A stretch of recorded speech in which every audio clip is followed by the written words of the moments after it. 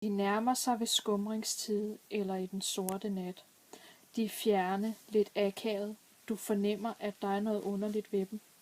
Deres tøj er hjemmelavet eller aflagt, og de ser ikke ud til at kunne passe det ordentligt. Du kan ikke helt sætte fingeren på, hvad der er galt med dem.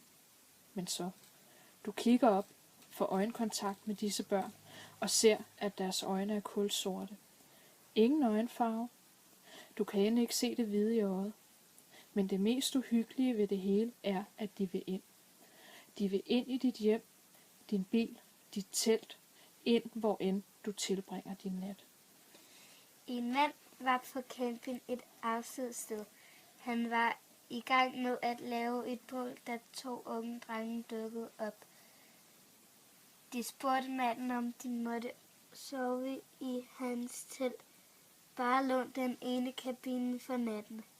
Manden havde været helt alene i området, sidst han tjekkede, så han følte sig med det samme lidt utilpas ved situationen.